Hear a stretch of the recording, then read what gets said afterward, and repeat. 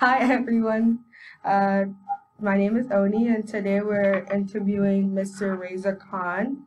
He is the founder of Yes Network Foundation in Pakistan, and in 2002, he was the first to drive the youth solution movement in his country and get young people to become change makers.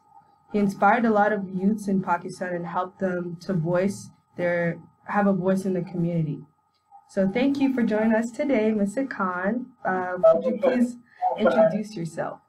Please introduce yourself for us. Okay, my name is Reza Khan. I'm the founder of Youth Engagement Services Network Pakistan. It is almost 21 years that I've been trying to light a fire under everyone's feet to see young people as change makers, as part of the solution, as a major force to bring change in the society. I believe that young people are fully capable of driving change, but unfortunately, they are living in an environment which is not helping them to live a life of their dreams. Yeah. So what I've done during the last 21 years that I have been able to invent the most effective, efficient, and sustainable method to turn young people into change makers. I have busted this myth that change making is only possible by wealthy, educated, powerful, and skilled youth. I've shown through my work that all young people, especially young people living in low-income families, if trusted, if respectfully challenged, they have the ability to create a serious social economic impact. The best part of my model is that I do not believe in throwing money at the problem. I do not look at building huge infrastructure. I do not try to establish incubator centers. I never try to build huge partnerships. But what I focus is to just establish and restore trust with young people. Because I believe this is the biggest missing link at the moment. A large number of young people today are living in a very low trust environment. Yeah. We believe they lack education. We believe they lack skills or economic opportunities. But my 21 years of experience has shown that they lack emotional connection. They lack ability to restore trust with young people. So once we develop this, we'll see that we can make huge change in the lives of young people. Yeah, of course. That's amazing to hear that you're doing this wonderful things for the youth. And for my second question is, the Yes Network Foundation has been, 10 years old now. It's been here for a while. So what inspired you to make this change in the community, and why did you choose to help the youth in Pakistan? Yeah, it's a very interesting question. Actually, what happened, I had never imagined in my life that I would be doing this work. Youth development work was never on my radar. What happened that after completing my master's in political science from Government College Lahore, I just wanted to use my time to gain some kind of experience. I got a job in Family Planning Association of Pakistan, which is the largest and the oldest non-profit organization in the country. So I was assigned the task to conduct reproductive health sessions, across Pakistan. I was traveling everywhere. I was interacting with young people. At the beginning, I was so much consumed in my, own capacity to deliver the information. I never tried to step into the shoes of young people. Yeah. So as my experience was growing, I started developing this feeling that my work has a very little impact on the lives of young people. Yeah. I was trying to change their lives with a dose of sexually reproductive information. And I was not feeling very happy deep inside because I saw that my work has no impact, to be very honest, on the lives of young people. So what happened that during one of my sessions, when I was invited to conduct this session in a community in Lahore, when I went there, I saw a huge crowd, waiting for me. I thought that they must be, misguided because I went there to conduct a session on reproductive health, but, they gathered to welcome me and honor me. And I came to know that this population has migrated from Bangladesh and they had no avenue and their children are on the rocks. Their parents are seriously struggling. Yeah. And, they wanted someone to come and believe in them. Yeah. And what happened that when I went there, I was, having this plan of conducting a session, but I changed my plan. I did not conduct a session. I came back and discussed this scenario with my office and said, this is what I experienced. So we need to broaden up the scope of our work. And my office was like, this is beyond the scope of work. We can't do this. So we can't, intervene in any other way. So I decided to work with this community. What happened, I used to go back to the community after my office hours to help that community. I found very, very passionate young people and they wanted to contribute So one of the guys who was conducting the session at that time, Samiullah, I decided to work with him because he wanted to set up a school for the children. There are thousands of children outside the school. Yeah. Since we had no money, I had no money, so I decided to engage young girls who were half educated at that time. They were hardly 12, 13, 14, 15 years old. Yeah. So we decided to engage her to set up a school. And that school really set me up for the kind of work I'm doing right now. Because these girls who were absolutely bypassed, isolated, not even counted, certainly assumed power when somebody believed in them. And they were able to mobilize a large number of children. Within no time, we were able to enroll more than 400 children. And that experience was enough for me. I saw that how belief makes all difference in the lives of young people. Of course. And how we, only by encouraging young people, can help them to discover the change-making potential in them. So I then realized that, this youth development field is not going in the right direction because there is too much focus on preparation or prevention.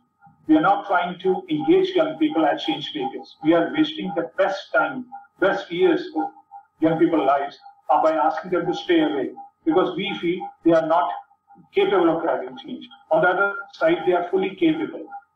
What is the greatest tragedy? The greatest tragedy is that, young people are spending the best time of their lives doing nothing. Waiting for someone to believe in them, waiting for a right job, waiting for the right opportunity. So I established Yes Network Pakistan to move the field of youth development from prevention, preparation to engagement. I wanted to change the landscape of youth development field. I wanted to see that every young person is seen as part of the solution, not as part of the problem. Yeah, of course. And my focus was on engagement. Yeah, that's wonderful that you're so passionate. It's awesome to see you having that passion for the youth and believing in them. So what I wanted to ask is, your passion obviously is there for the youth, and obviously I wanted to know why you chose this career and what inspired you to do this career. But you kind of already answered that and told us exactly why, and you have that faith and hope for the better future of millennials and many more generations to come. So why did you choose youth engagement? You could have chose any other community work, but you chose to focus all your mindset on the youth. So why is that? I chose this field. As I said, this work was never on my radar. I chose this field because I was so much moved by the condition of young people, because I saw so many young people living in desperate condition. They were living their lives in helplessness, hopelessness, in deprivation.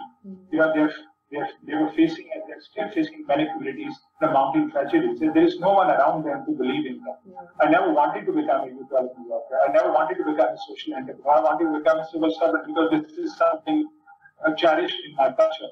Yeah. But what happened that my experience of interacting with young people changed the course of my life. Yeah. Because I heard countless voices of young people saying, there is no one who trusts me, there is no one who values me, there is no one, who cares of me. So I really wanted to enter into the lives of these young people. I wanted to prove that, these young people are enough capable to drive change in the communities. They need someone around them to believe in them. And that's the main major factor. And as I said that, you have to choose a profession in your life, but sometimes you plan for it, and sometimes what happens that life exposes you to circumstances where you acquire the vision of your life. So I was kind of a person where actually, as I was growing in my professional life, I was acquiring the vision, I was expanding my vision. And then I realized very soon that this is the field I really wanted to invest in, because I see there is a huge population. You can see that 1.8 billion young people today on this planet. 9 out of 10 young people are living in less developed countries.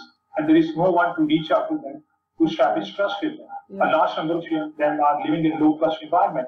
So I really wanted to know this field because I don't want to spend time on, preventing young people from problems. I don't want to spend time only providing knowledge and skills. I wanted to provide them an opportunity to discover the change-making potential.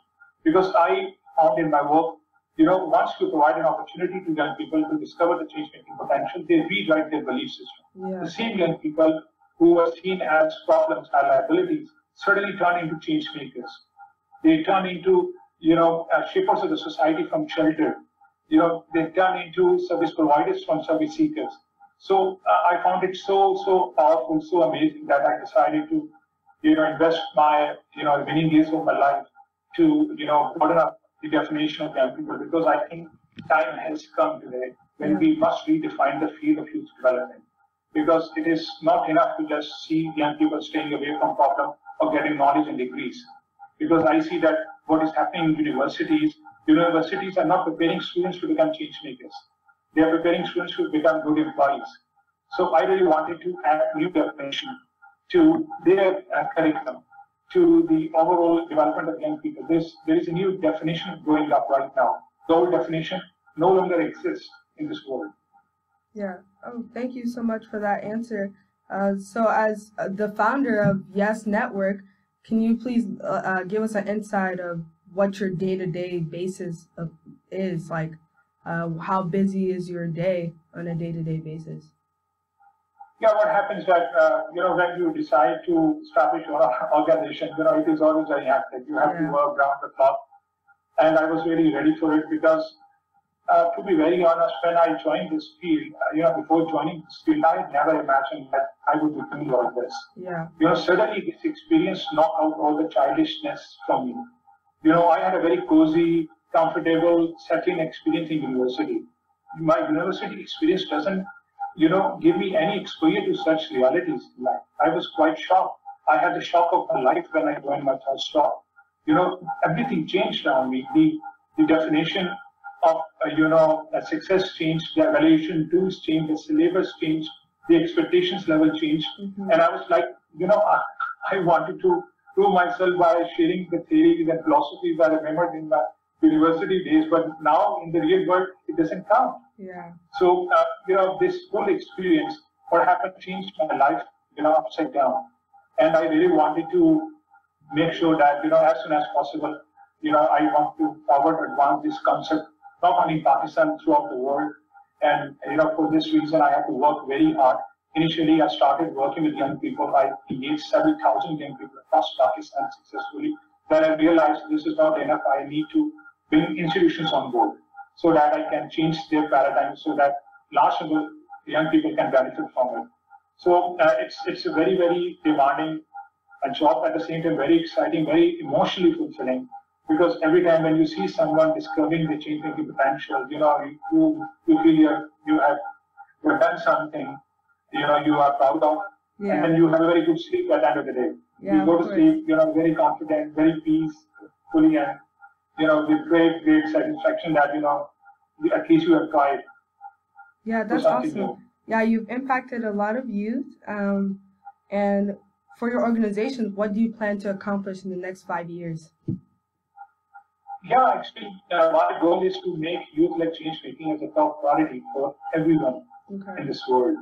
Starting from Pakistan, I believe we have a huge opportunity today, especially in the developing countries.